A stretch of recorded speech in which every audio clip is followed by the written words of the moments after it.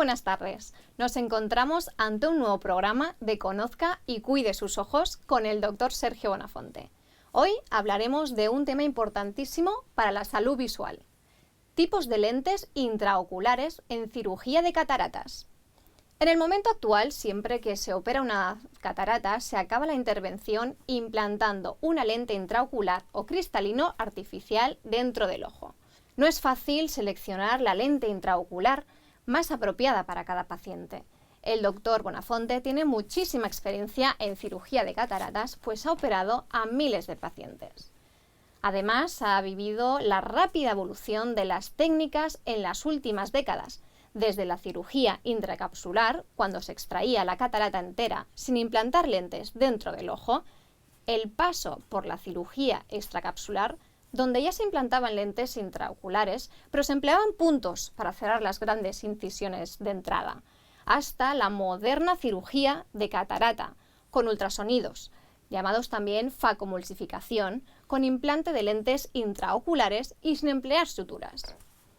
Las lentes intraoculares se emplean para reemplazar el cristalino opacificado en la cirugía de cataratas. Estos términos pueden resultar difíciles para entender para los que no somos médicos. Por ello, doctor Bonafonte, ¿nos podría explicar de una forma más sencilla qué es el cristalino? Dentro del globo ocular hay una lente totalmente transparente que enfoca los objetos en la retina.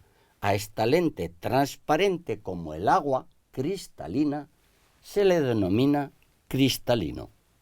¿Y entonces qué es una catarata? Cuando esta lente totalmente transparente, por cualquier causa, se opacifica, decimos que se ha producido una catarata.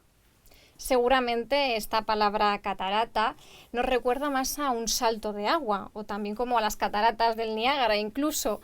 ¿Nos podría decir por qué lleva también esta opacidad del cristalino este nombre? Pues sí, es curioso lo que preguntas. Me parece que para la mayoría de gente una catarata le recuerda más un salto de agua que una opacidad dentro del ojo. Y esto viene desde muy antiguo, porque hace muchos siglos no sabían bien por qué la persona dejaba de ver, pero veían borroso y además sabían que dentro del ojo había una opacidad. Los griegos empezaron a llamarles catarate. ¿Por qué? Porque pensaban que era un fluido que venía desde el cerebro y caía y tapaba la visión. Esa expresión griega se llevó al lenguaje español hace muchos siglos y por eso se le llama catarata. Creo que estos conceptos han quedado muy aclarados y son muy interesantes y nos vendrá muy bien ahora también para empezar a hablar ahora de qué es una lente intraocular. Cuando un cristalino se opacifica y se produce una catarata, se pierde la visión y es necesario reemplazar ese cristalino sucio por una lente o un cristalino artificial. Esto es una lente intraocular. ¿Por qué es necesario implantar esta lente intraocular en una cirugía de cataratas? Porque hemos dicho que el cristalino es una lente y tiene un poder de unas 20 dioptrías. Antiguamente operábamos la catarata, toda entera se sacaba y no poníamos lentes intraoculares. Y las personas tenían que llevar unas gafas muy gruesas, de 12 a 18 dioptrías. Es decir, 20 dioptrías que tiene de potencia ese cristalino, opacificado esa catarata, se traduce en unas 12 cuando ponemos en gafas fuera. Pero eso supone unas gafas muy gordas y la gente va incomodísimo con esas gafas. Por eso, en el momento actual, siempre que extraemos una catarata, debemos de reemplazarla por un cristalino artificial para que la gente no lleve gafas o las lleve muy, muy finitas. Entonces, cada lente intraocular tiene una potencia distinta. Exactamente. El cristalino que eliminamos con la catarata tiene en todas las personas aproximadamente 20 dioptrías, pero cada persona tiene una graduación que lleva a él. Unas personas son miopes, puede tener 5, 10 dioptrías de miopía, otra persona no tener nada y otra persona ser hipermétrope. Por tanto, la lente intraocular debe de corregir la potencia de ese cristalino, que son unas 20 dioptrías, más la que tiene la propia persona por sí misma. Por tanto, como muy bien dices, cada persona necesita una graduación diferente en la lente que se va a implantar. Y entonces, ¿cómo se calcula esta potencia que se necesita esta lente para este tipo de personas, ¿no? Porque entiendo que cada una necesitará una potencia distinta dependiendo a sus necesidades. Evidentemente. ¿Y cómo la calculamos? Porque en el momento actual tenemos unos aparatos muy perfectos que se llaman biómetros, es decir, hacen unas medidas en vivo y nos dicen qué lente debemos de implantar a cada paciente. Por tanto, ya no es mérito nuestro, es mérito del aparato que nos lo debe dar con mucha perfección. Y hay aparatos muy diferentes de calidad. Nosotros siempre procuramos, en estos casos, usar el aparato que mejor medidas y mejor fiabilidad nos da. Entonces estamos diciendo que aparte de corregir la catarata, también se puede corregir otro tipo de enfermedad, ya sea la miopía de estos pacientes, ¿no? Evidentemente, no solo quitamos la catarata y con la lente intraocular corregimos el defecto que creamos al quitar el cristalino. A la vez, el aparato que hemos dicho, el biómetro, nos calcula la lente exacta para que esa persona pueda ver bien sin gafas. Entonces, ¿qué tipos de lentes intraoculares existen? Vamos a ver, el cristalino, que es esa lente transparente que se ha hecho opaca, tiene la posibilidad de enfocar desde lejos a cerca. Entonces, las lentes intraoculares deben de poder hacer también esas funciones. Hay unas lentes que llamamos monofocales, un solo foco. Esas lentes enfocan solo a una distancia. Normalmente las personas eligen ver bien de lejos. Si ponemos una lente monofocal, la persona ve bien de lejos, pero no puede acomodar y necesita unas gafas para enfocar de cerca. Si esa persona además tiene astigmatismo, necesitará unas gafas de lejos, aunque esté operada, a no ser que pongamos una lente monofocal con astigmatismo. Y si una persona no quiere en absoluto llevar gafas, entonces tenemos que poner una lente multifocal o lo que la gente llama progresiva. Pero creo entender que las lentes monofocales no corrigen el astigmatismo. Bueno, ya lo he comentado hace un momento. Una lente monofocal pura no corrige el astigmatismo, pero también tenemos en este momento monofocales tóricas, que son las que corrigen también el astigmatismo.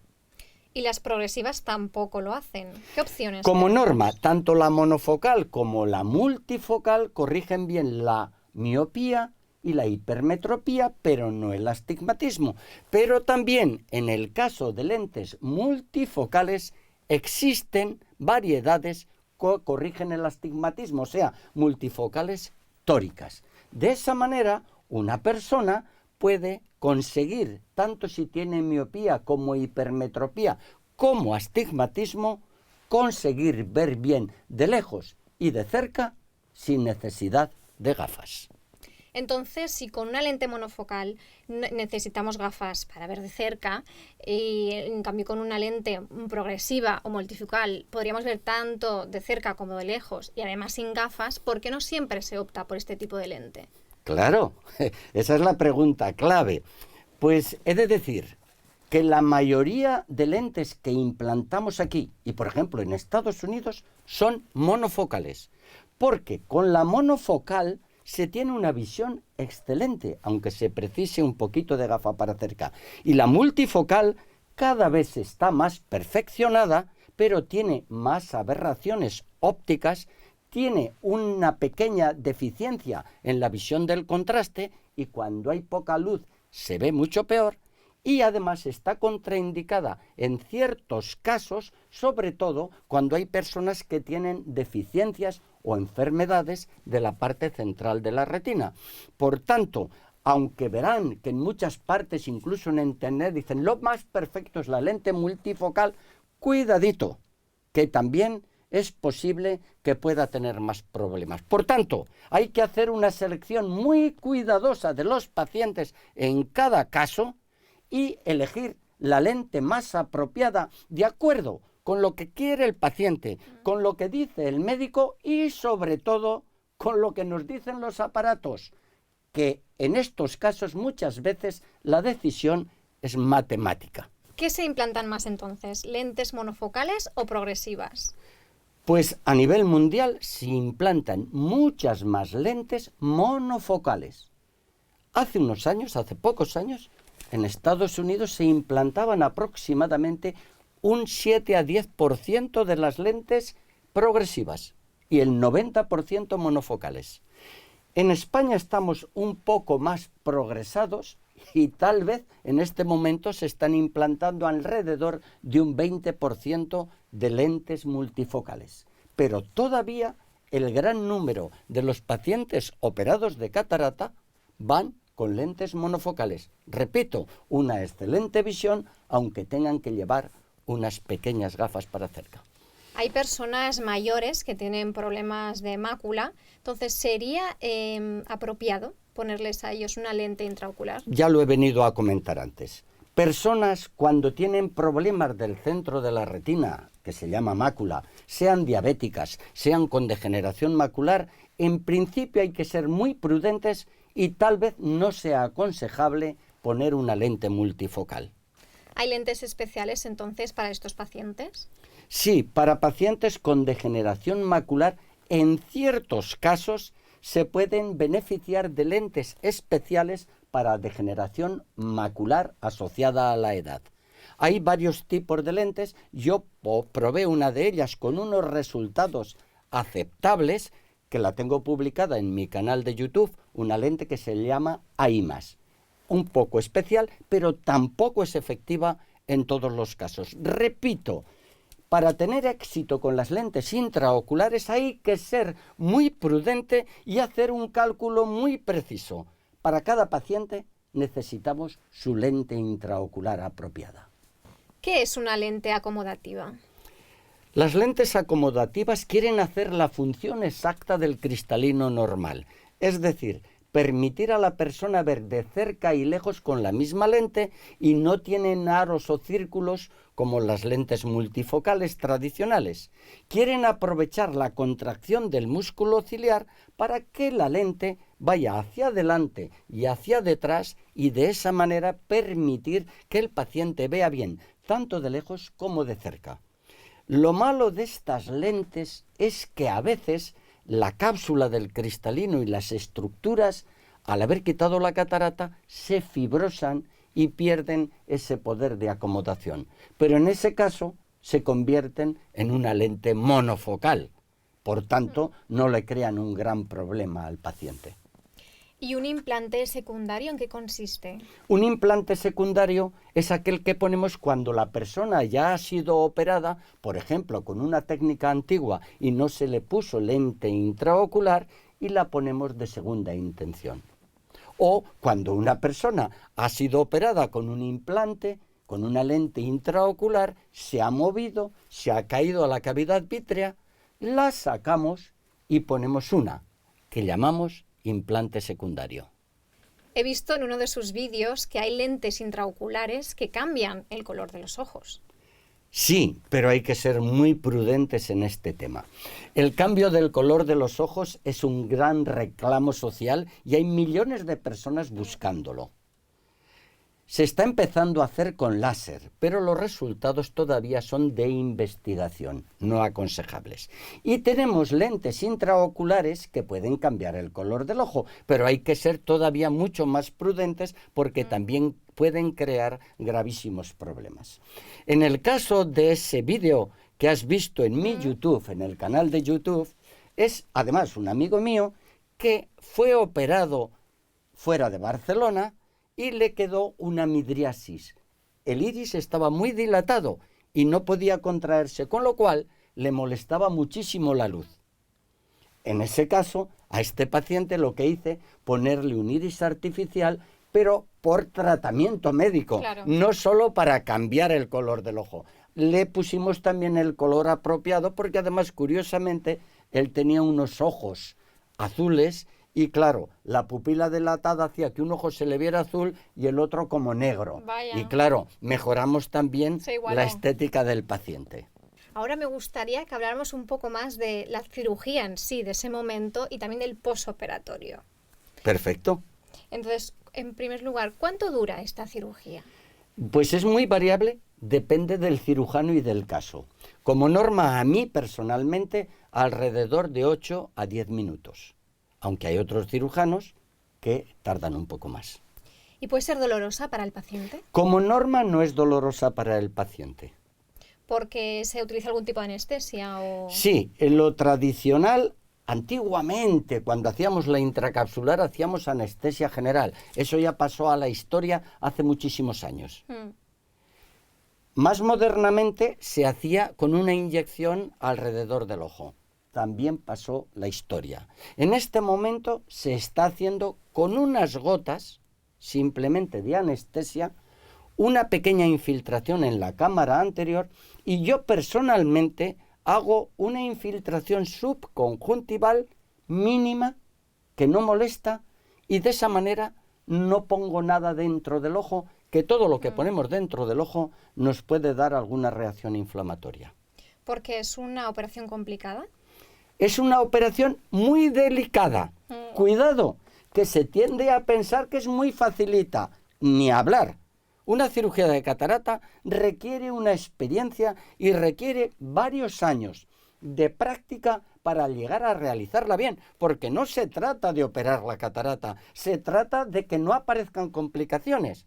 Y siempre aparecen, pero si aparecen, que la persona tenga suficiente experiencia para solucionarla sin que llegue el paciente a poder ser a enterarse, porque vea perfectamente.